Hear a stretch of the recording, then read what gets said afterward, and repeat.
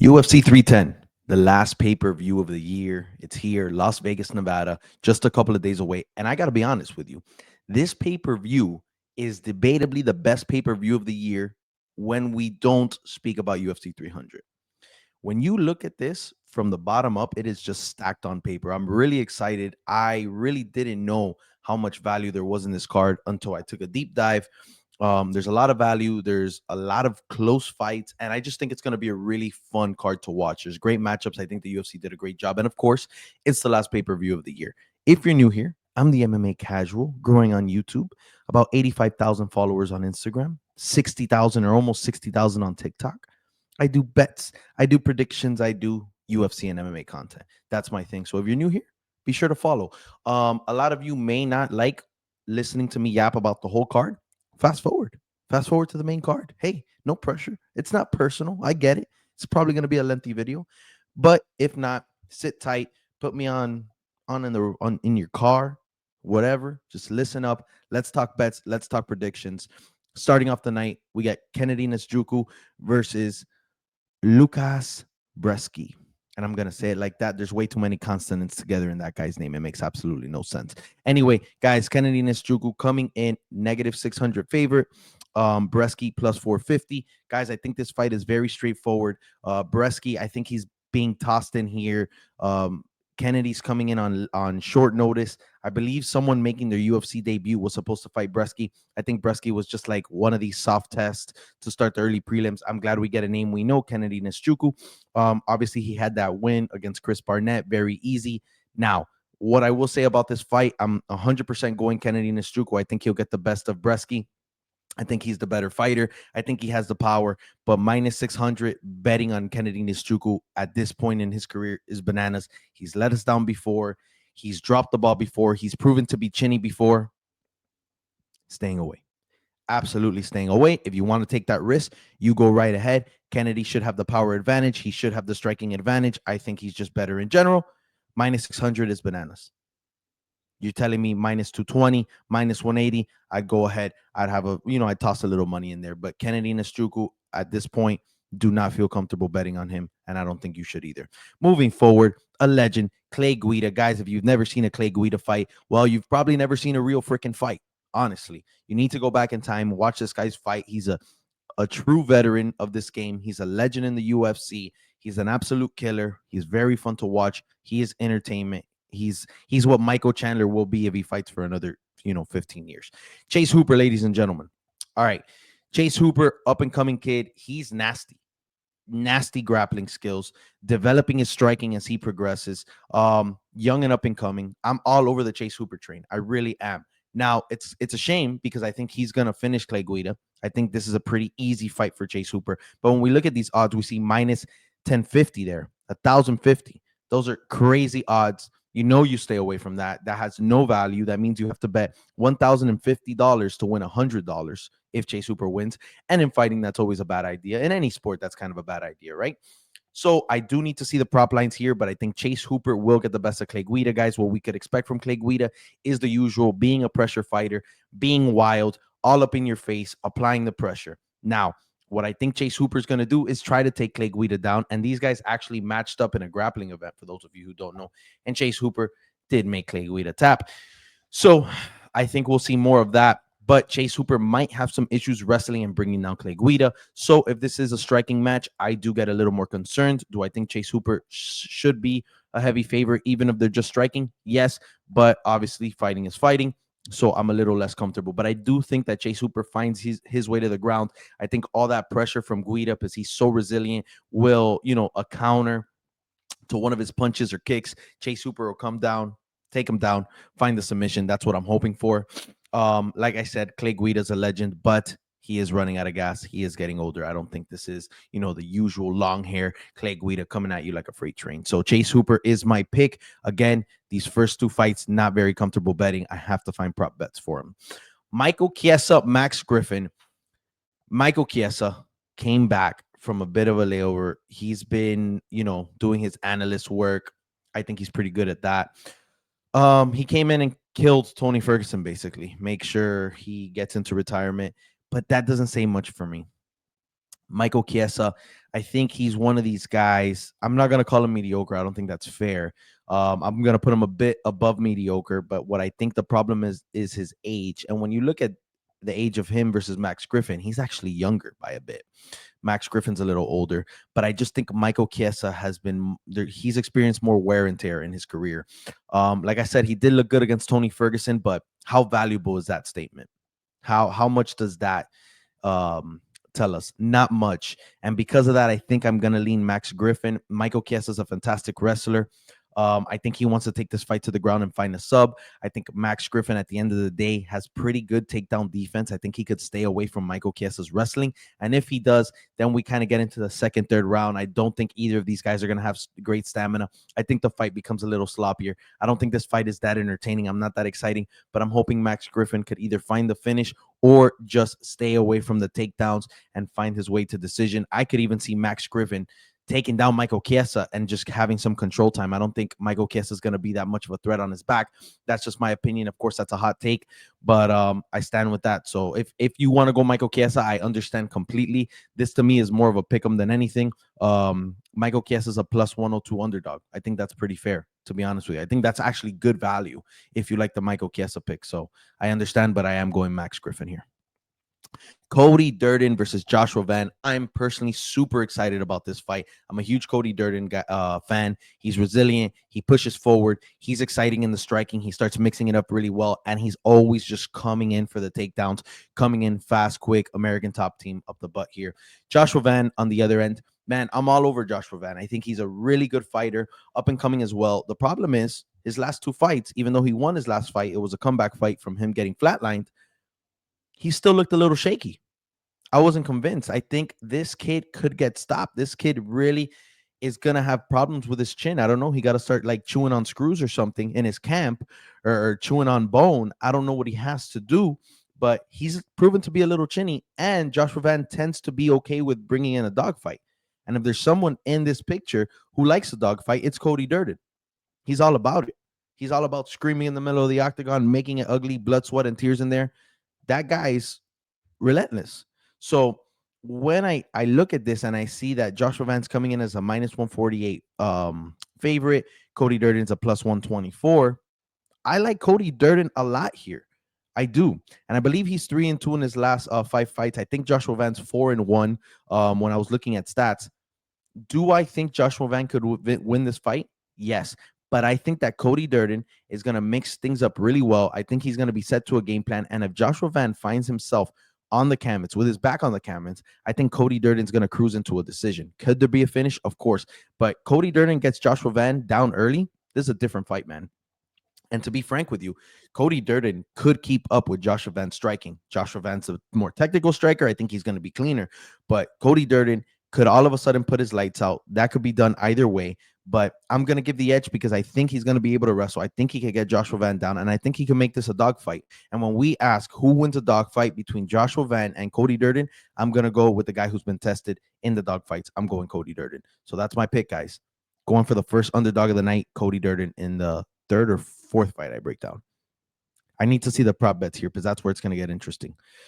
All right, guys. Chris Weidman, Eric Anders. Guys, this is a rescheduled fight. It was supposed to happen like 3 weeks ago, if I remember correctly. Eric Anders pulled out very last minute, like right before the card, because of food poisoning. My pick stays the same. I am not on Chris Weidman whatsoever here. Chris Weidman came back after a long layoff after his leg injury against Brad Tavares. Looked like crap. He won his last fight, but I thought he also looked like crap, and he cheated. I mean, this guy was basically fighting with his fingers out like this, and the ref did nothing about it. And ultimately, that's how he got his victory against Bruno Silva. I thought it was BS, and I think that Chris Weidman is wearing his age. You know, there's a few fighters here you're going to hear me mention age, and Chris Weidman is one of them. I think he's the oldest guy on the card, and I might be wrong, but just saying I believe he is, and he's definitely the one who's experienced the most wear and tear. I mean, he comes off after injuries, and he just doesn't look good to me. If he came back and he put on these great performances, I'm like, damn, we get Chris Weidman back. But he's wearing his age on his shoulders. Eric Anders is, not the most impressive guy in town, but I think Eric Anders is going to do enough to get it done. I think he is a little more physical. And that's where, Chris Weidman in his prime, yes, the better fighter than Eric Anders. That's no question. But I think Eric Anders is more physical. And right now against Chris Weidman, I think that's going to be really tough. This is a pick 'em, but I'm going Eric Anders. And I'm fairly confident on that pick. I'm fairly confident. I'm not on the Chris Weidman train. I think he's slowing down, and I think it's over for him. I think he needs to hit the emergency stop and get the hell out of here. I don't think he should be fighting in the UFC anymore. So that's my pick, Eric Anders. Randy Brown versus Brian Battle. For those of you who've been watching me for some time, I'm all over Brian Battle. I'm a huge fan, and I became 4 times more of a fan after watching his fight at UFC Paris. Holy hell. You did not think the Butcher was going to lose to a French dude, did you? What a legend. What a fight. This is a guy who actually like started off MMA as like a heavyweight, lost a whole bunch of weight, and look at him now, just absolutely killing the game. Originally thought of as more of a grappler, but you see his striking really coming together. He even obviously finishes last opponent. Guys, I think that Randy Brown is maybe have a speed advantage. He's long, he keeps distance very well, but I feel like Brian Battle's going to come in with a clear game plan, and I think he's going to feel out Randy Brown for a minute or two. I think he's taking him down, looking for some control, going to try to grapple. Randy Brown is going to be spending half a round trying to evade that.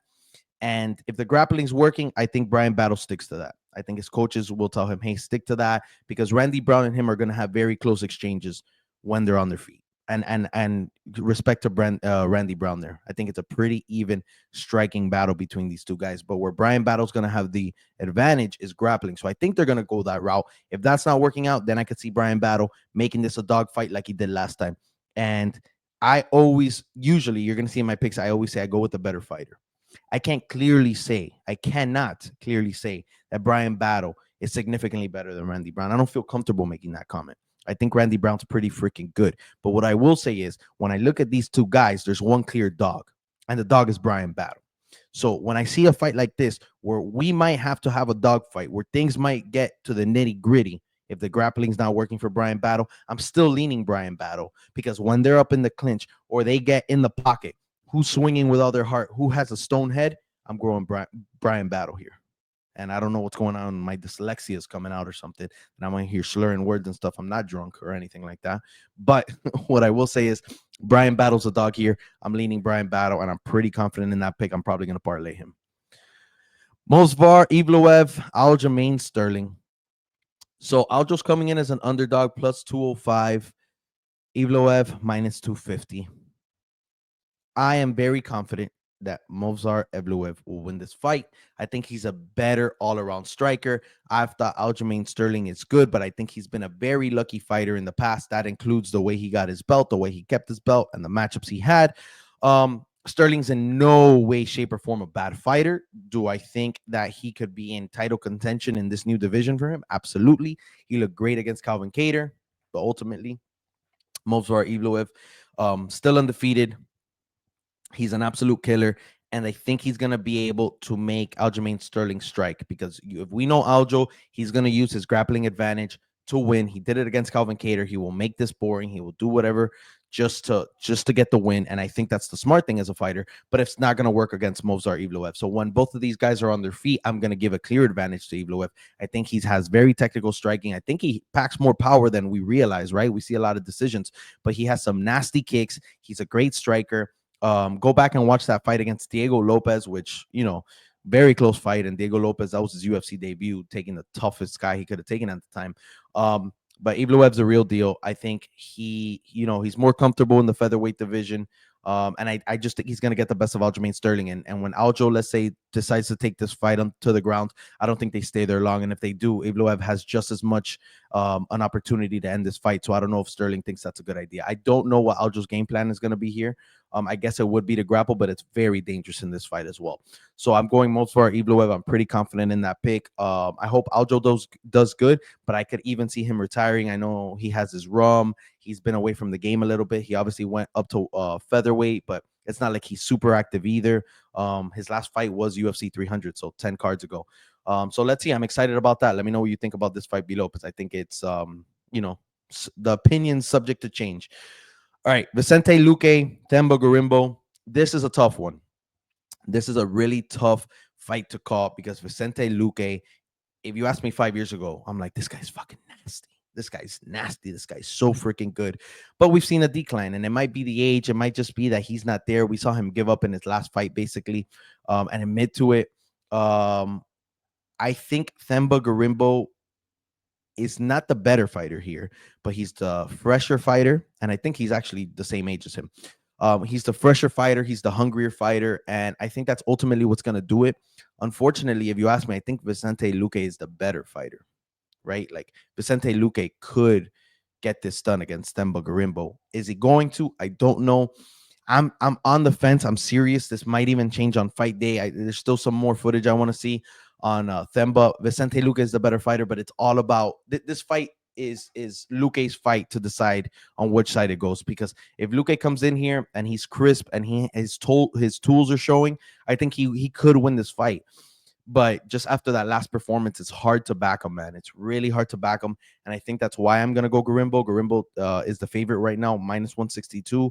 Luque is a plus 136, as you see on the screen. But tough, and it's subject to change. I think a lot of it's going to matter when I see him after the weigh-in, when I watch Embedded. I might make one of those game time decisions with them. So stay away for now. If you go, you blindlessly go after my picks. But right now I'm saying Gorimbo, but again, subject to change. Like all of them are, but this is one fight I'm still really on the fence about. Even when I was setting up these pictures and stuff, I was not certain who I was going to say in the video. Dominic Reyes, Anthony Smith. All right, so Anthony Smith plus 270 underdog, and then Dominic Reyes minus 340 favorite. Guys, stay away from this fight. What are we doing?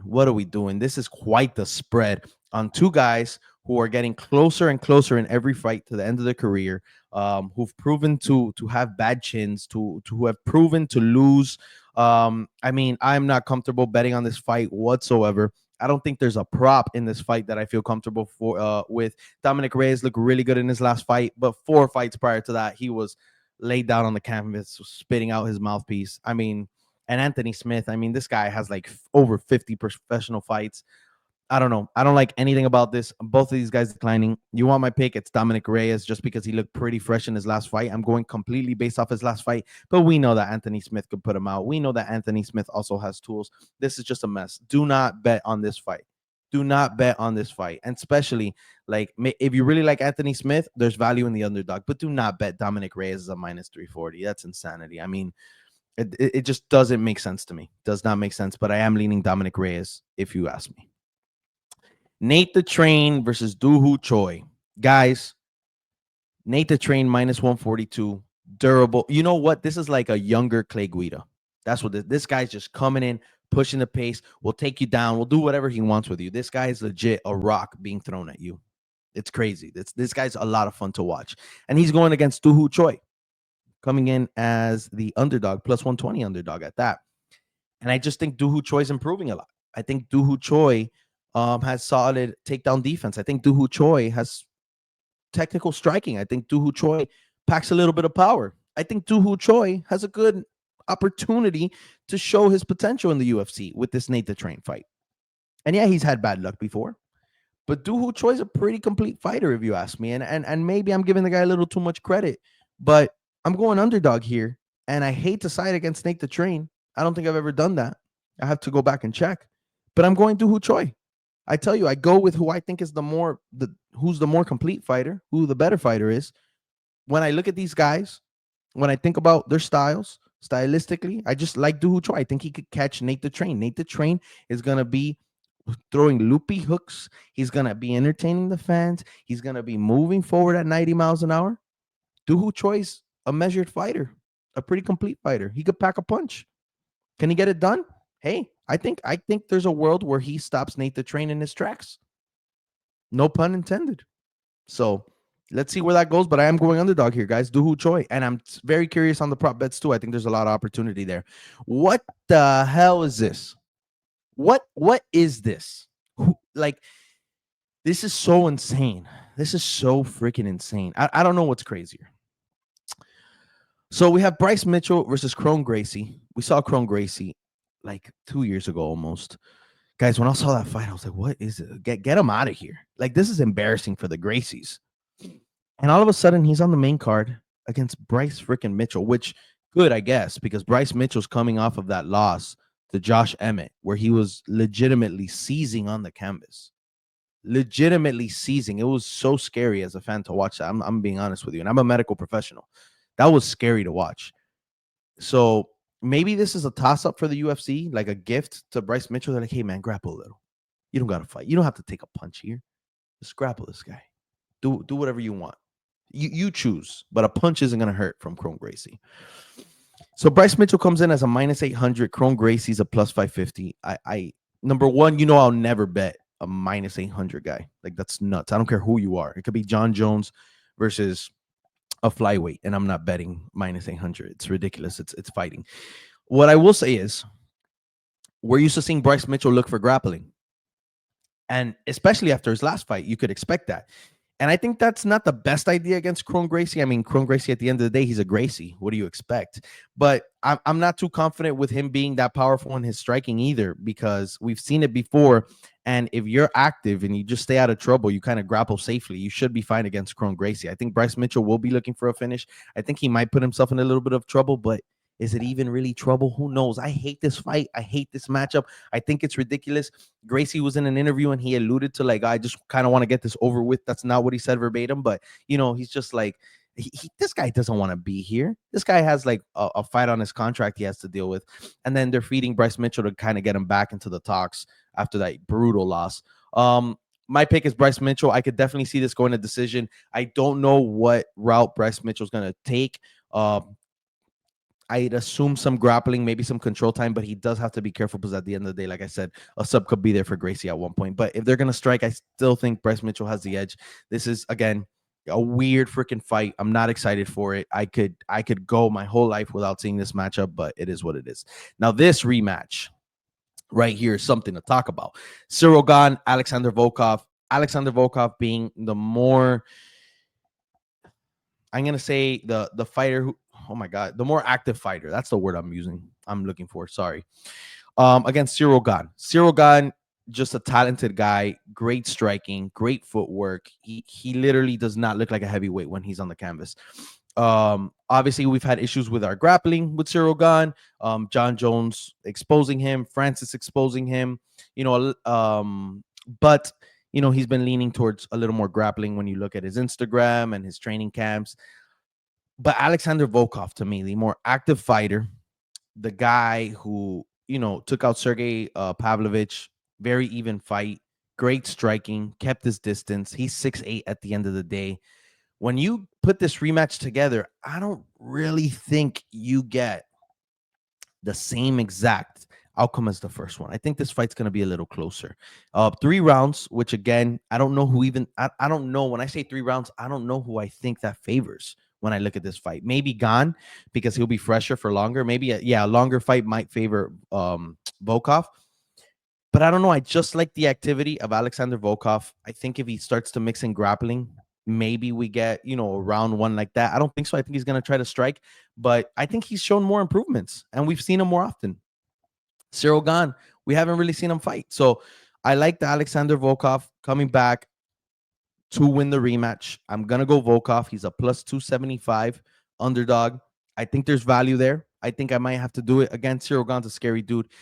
He has the blueprint. He's beat Volkov before, but I think this is a different rematch. And you know what? I'm rolling the dice on this one. I am going underdog. I'm going Alexander Volkov beat Ciryl Gane. And I know a lot of people are really big on Ciryl Gane right now, but no, I'm going with the active fighter who's proven he could hang with all the contenders in the heavyweight division. Let me know what you think about that one. Shavkat Rakhmonov versus Ian Machado Garry. This is quite the matchup, guys. And there's one thing I want to say. I'm all over the Shavkat train as well. I'm big on him. 18 wins. He's 18-0, 18 finishes. The guy's a real deal, right? But who's tested him? Stephen Thompson? So I think now is where we're going to hit a little speed bump in the road, where we're really going to have to see Shavkat Rakhmonov tested. Is Ian Garry that much of a test? I'm going to say he is. I think Ian Garry is as good as he thinks he is. He's a hell of a striker. He's a smart fighter. He shows IQ inside the octagon, no matter what you say. I mean, bringing in the grappling against MVP was genius and is why he won the fight. He was losing the striking exchanges. He's fast. He's powerful. He's lengthy. He manages distance really well. He has had some issues inside the octagon. but I think this is closer than what people think. That's what I'm going to say. And I got to give Ian Garry props in his confidence and his ability, because for him to take this fight against Shavkat is huge. It's huge. Nobody wants to fight Shavkat reasonably, right? But Ian Garry obviously believes in his heart that he could beat Shavkat Rakhmonov. And I'm curious at what does Ian Garry know, right? Because a lot of people, like I said, fear this guy and want to stay away from him. But Ian Garry's like, no. And he knows. I mean, this is a number one contender fight. Winner of this fight will probably fight Bilal. I mean, Shavkat was supposed to fight Bilal. So props to Shavkat for taking it as well, knowing that there was a title on the line. So I know he's confident. But Ian Garry, in my opinion, might have some sort of a striking advantage. I think he's going to be trying to keep the distance. I think he's going to move out really well. I think he's going to try to evade the pressure that Shavkat brings to him. But what I will say is Shavkat's going to be very measured. I think Shavkat's going to come in. He's going to have a feel-out round, see what Ian Garry has to offer, just slowly moving forward. I think he's had issues as well when I was watching footage, moving his head off the center line. So I hope that he fixes that, because at the end of the day, Ian Garry could finish him. But, he's going to be measured. And then I think he's just going to start closing distance. And it's going to suffocate Ian Garry. And now we're really going to see what Ian Garry could do. Who has the grappling advantage? Shavkat Rakhmonov. I know Charles Oliveira is going to be in Gary's corner. I know Garry, showed something against MVP, but it was MVP. But he's not ragdolling Shavkat Rakhmonov. Shavkat's extremely strong, and he can grapple. I think Shavkat wins this fight by submission, ultimately. That's my opinion. But I think the pressure is going to be too much for Garry. It's a 5-round fight that doesn't favor Garry whatsoever.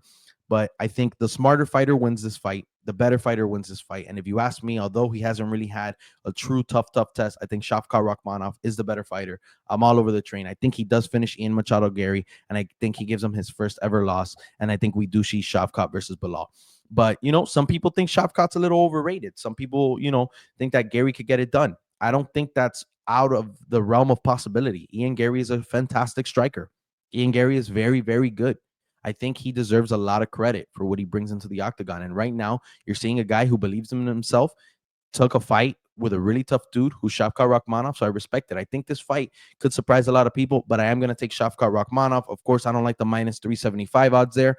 I rather find the prop for this fight, but I'm going Shavkat over Ian Garry. And to me, that's probably one of the fights of the night, right? That's what everybody wants to see. Alexander Pantoja versus Kai Asakura. A lot of hoopla around this fight, because who the hell is Kai Asakura? 2 months ago, a lot of people probably didn't know if you weren't following, Japanese mixed martial arts. But this guy's the real deal. This guy has incredible striking. He's very powerful. I love his story. I was watching videos of him fighting his brother on the street the other day. Apparently, that's how he got into mixed martial arts. He's like, oh, I have some potential here. And yeah, the guy's powerful, man. The guy's powerful. Bringing him over from Japan, and whenever the UFC does this, it like freaks me out a little bit, because I'm like, damn, what's going on here? Why does this guy get a title? Walking into the UFC to get a title fight, you're somebody. So I think this kid is good.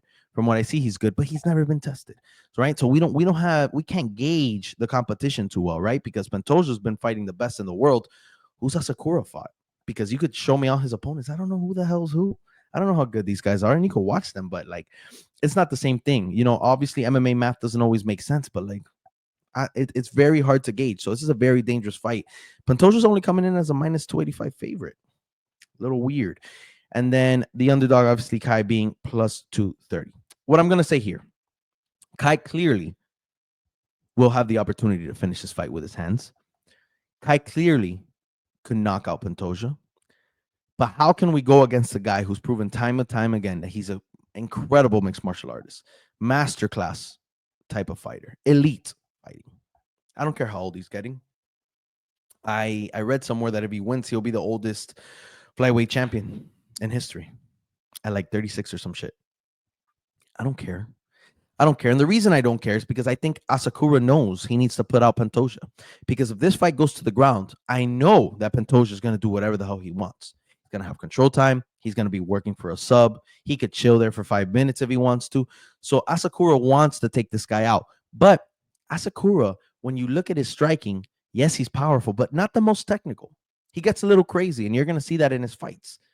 And you think you're going to walk into the most elite flyweight there is on this earth, and you think you're just going to like throw loopy hooks and knock him out? I don't think so. I don't think Pantoja tries to make this a dogfight. I don't think he just sits in the pocket and has fun with Asakura unless his ego's hurt right now because of this matchup. But I think he's going to be smart. I think he's going to wait for the window. I think he's going to counter Asakura's loopy strikes or huge power punches, and he's going to take him down. And when we go down there, Pantoja's going to finish a round down there. And if he doesn't submit him, we go into round 2, and then we do it again, and we do it again. And then we get to see Asakura's tank. And not only that, but Asakura usually fights at 135, and now he's going to fight at 125. Not only does that take away your power, a bit of your power, but it changes you. It's not the same thing. You don't feel as big. You don't feel as comfortable. You don't feel as strong. So I think it's almost disrespectful to bring in Kai Asakura against someone as tested as Pantoja, make him a plus 230 underdog, and say, "Hey, fight for the title in a 5-round fight." It's kind of crazy. It's fucking nuts, if I'm being frank. So maybe Asakura finds something in this fight. Maybe catches Pantoja. Obviously, that's in the realm of possibilities, but I think it's nuts to just blindly go Kai Asakura here. You're throwing a Hail Mary at the end zone. And you know what? Sometimes people catch that ball, but most times they don't. So I think Pantoja is going to outclass Asakura. I think this fight goes to the canvas, and I hope Pantoja finds a finish. I hope we don't see a decision. I hope he proves to everybody in the UFC, don't do this bullshit to me again. Don't bring in some fucking guy who's owning Japan or some different country on some scene that's not the UFC. We're the best in the world. And I think Pantoja needs to win to prove that. And when he does, then he says whatever he wants. But anyway, guys, that's my breakdown. I'm taking Pantoja for the main event. I hope you liked it. Please comment. Let me know what you think. Always a pleasure. I appreciate you all. Go subscribe to my Instagram. You get all my picks and bets. Love you all. MMA Casual to the moon.